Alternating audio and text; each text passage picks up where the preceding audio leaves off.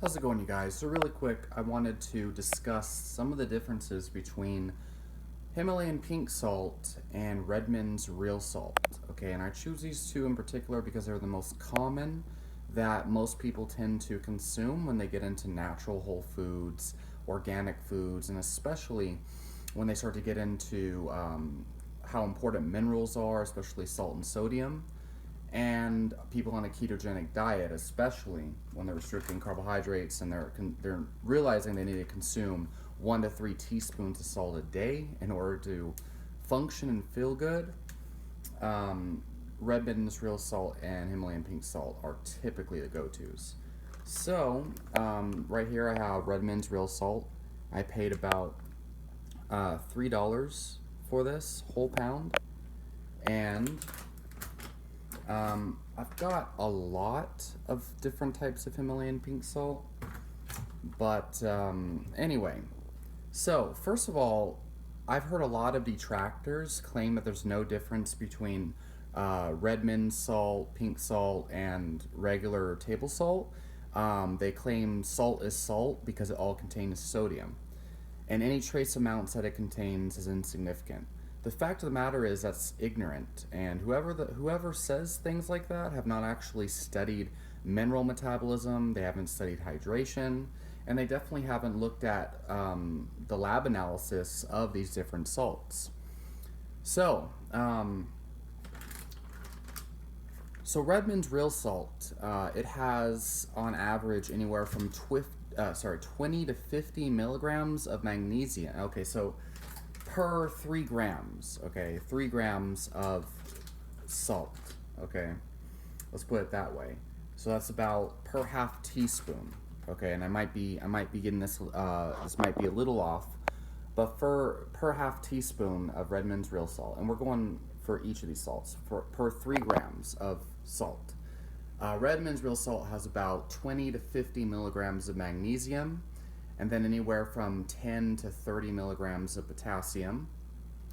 And then it has upwards of 100 to 150 milligrams micrograms of iodine. Okay, so that's per 3 grams, which is the minimum recommended dose for people on low carb diets. Typically, that's about 1 gram of sodium. Okay, so that's pretty significant. Most people are deficient in iodine, which is why it's typically added to table salt, but the form that is added in table salt is questionable in its bioavailability and its benefits, although it's definitely better than having goiter. Obviously, there's anti-caking agents, and there's a lack of synergistic minerals in regular table salt and even refined sea salts. So Redmond's real salt has 20 to 50 milligrams of magnesium, like 10 to 30 milligrams of potassium, and up to about 150 micrograms of iodine per 3 grams of salt. Himalayan pink salt, on the other hand, can have up to about 100 micrograms of iodine per 3 grams of salt. Okay, I've seen mixed reports. I've seen some samples containing 20, some containing up to 130. But so it's less consistent with Himalayan pink salt, probably because it comes from a much larger store of salt. Um, and of course, there's many different types of brands and things, whereas Redmond's is a very concentrated source that comes from a very isolated area, and it's generally mined by one giant company. So Himalayan pink salt is going to have anywhere from 10 to about 40 milligrams of potassium per 3 grams of salt. Typically, it has on average higher amounts of potassium. It might have lower amounts of magnesium. On average, I think it's like 15 to 20 milligrams of magnesium. And then also, I forgot to mention calcium.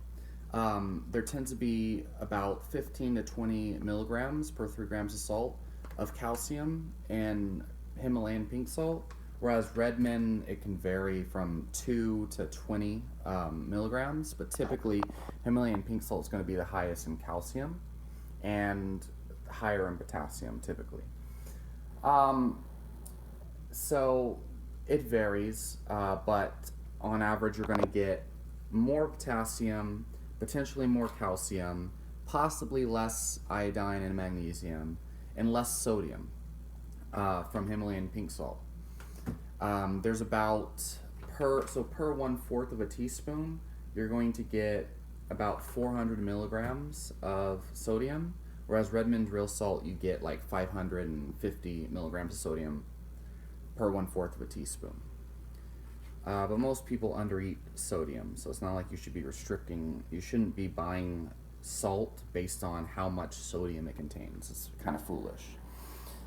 The other thing is that Redmond's real salt tends to contain less contaminants, such as radioactive, radium and other radioactive compounds. Himalayan pink salt might contain a tiny trace amount of radioactive compounds like radium, and I think geranium is another one. Although I believe you also need these compounds in tiny trace amounts. Regardless, any amount of radioactive compounds you might get from Himalayan pink salt is well under, any significant limit. Like the amount that you're going to be getting is insignificant. That's why you don't hear the FDA recalling Himalayan pink salt. You don't hear about people dropping dead after eating Himalayan pink salt.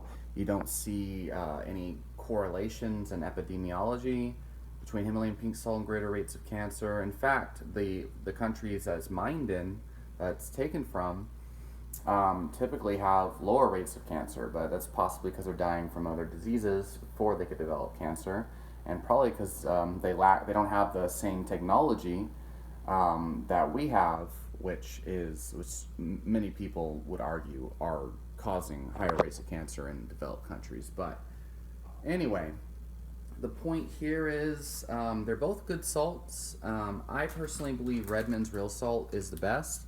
I get this for about $3 a pound from natural grocers, but typically it's like double the price from most places. Himalayan pink salt's a good backup just because of the mineral content. There's other things like Celtic sea salt and volcanic salt, which contains just basically sea salt and like clay added to it, and that typically has a decent amount of minerals as well. But it's not just pure salt, and some people might have issues consuming the clay that's added. So for more information on all of this, you can check out the book The Salt Fix. I personally have seen a multitude of different mineral analysis from these different salts, which is why my numbers might be different. But in the Salt Fix, it has a graph that details various amounts and ranges of these different minerals and these different salts that you can refer to.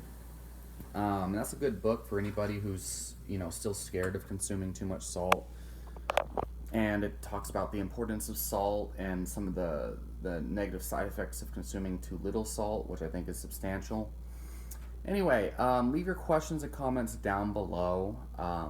They're both good salts. I think as long as you're getting a source of iodine and these other minerals in your salt, then it's well worth it. I think Redmond's real salt has more consistent levels of iodine, and so I think that alone makes Redmond's real salt, worthwhile, as the high amounts of iodine it's supposed to contain. You should be eating seafood and things like that as well. Leave your questions, comments down below. Talk to you all next time.